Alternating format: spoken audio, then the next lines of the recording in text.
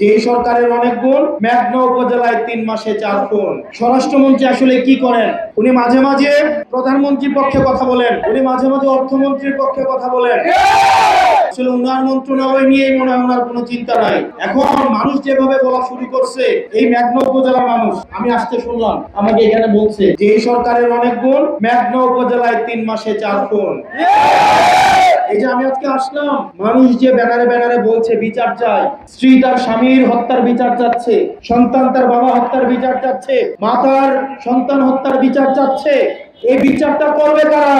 আমরা অত্যন্ত দুঃখের সাথে এবং পরিতাপের সাথে দেখতে পাচ্ছি আইন শৃঙ্খলার যে অবনতি হচ্ছে, এই ধারা যদি অব্যাহত থাকে তাহলে এই সরকারের প্রতি মানুষের আস্থা দিন দিন যেভাবে তলানিতে ঠেকছে, কিছুদিনের মধ্যে এই আস্থা নাই হয়ে যাবে।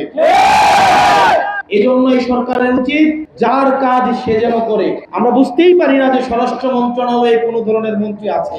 সেজন্য স্বরাষ্ট্র মন্ত্রণালয়ের মন্ত্রীর কাছে আহ্বান থাকবে, যথাযথভাবে আইন শৃঙ্খলা পরিস্থিতির উন্নতি করতে হবে এবং স্থানীয় যে থানাগুলোতে এই হত্যা মামলাগুলো হয়েছে, এই হত্যা মামলাগুলোর সাথে যারা জড়িত, পুলিশ প্রশাসনের কাছে আমাদের সবার পক্ষ থেকে আহ্বান থাকবে, আপনারা যথাযথ আইনানুগ প্রক্রিয়া অনুসরণ করে যারা খুনি রয়েছে তাদের বিরুদ্ধে যথাযথভাবে ব্যবস্থা আপনারা নেবেন।